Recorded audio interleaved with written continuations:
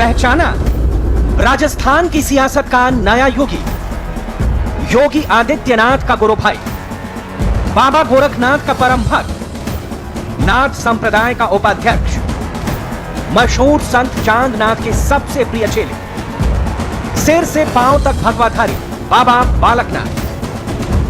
वो बालकनाथ जो मरुधरा में बीजेपी के लिए उठने वाला वो सियासी तूफान है जिसका असर पूरे पश्चिम में होगा। पार्टी ने उन्हें उस अलवर के मैदान में उतारा है जहां बीते 2 साल में 2 मॉब लिंचिंग हो चुकी है, पहले पहलू खान और फिर रकबर।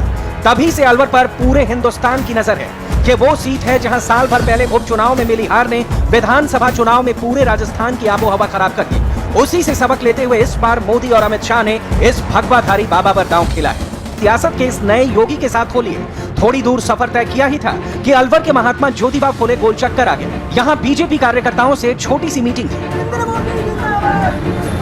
बाबा बालकनाथ ने ज्योतिबा फुले की मूर्ति पर सुमन के 2 फूल चढ़ाए, कार्यकर्ताओं से मुलाकात की, फिर अगली सभा के लिए निकल पड़े। बाकी उम्मीदवारों से इतर ना कोई नाश्ता ना कोई लंच, बस चलती कार में झोले से थाली निकाली, कपड़े में लपेटकर बाजरे की रोटी और टिफिन में रखी धनिये की चटनी। खाना खत्म हुआ तो बाबा बालकनाथ ने गाड़ी रुकवाई, हाथ मुंह धोए, तब तक कार में उनकी गेरुआ गद्दी लगा दी गई।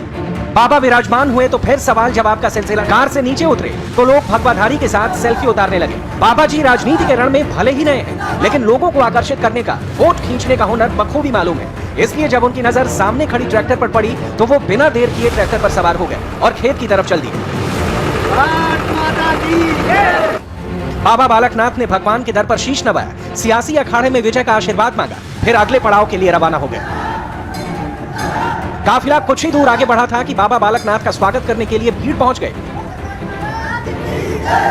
बाबा खुली कार में सवार होकर रोड शो करने वाले थे, लेकिन तभी उनका मूड बदल गया। बाबा ने बाइक रैली निकालने का फैसला कर लिया।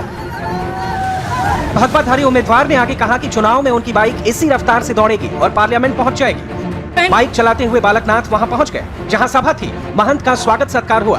बाबा ने यहां भी जनता को रिझाने की कोशिश की, लेकिन सवाल ये कि क्या वो अलवर में मोदी के विजय रथ को आगे बढ़ा पाएंगे? जवाब काफी हद तक यहां के जातिगत समीकरण से मिल जाता है, क्योंकि पहलू खान और रकबर लिंचिंग के बाद से यहां की फिजा में ध्रुवीकरण की बयार बहने लगी है।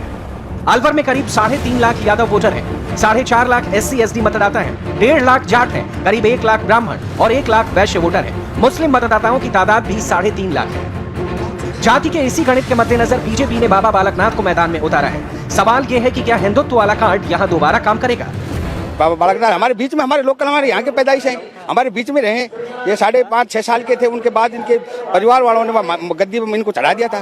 उसके बाद भी ये आते जाते रहे क्षेत्र में। हम तो यही कहेंगे कि मोदी सरकार के साथ है और मोदी सरकार ने जो फैसला बाबा बालकनाथ जी को हमारे लिए भेजा है, हम उसके साथ जी और जान तन मन से साथ। ये तो युवा है, योगी है, और आने वाले लिए जैसे CM है यूपी के योगी आदित्यनाथ, उनका रूप हम पूरे युवा उनका रूप उनमें देख रहे हैं योगी बालकनाथ जी में।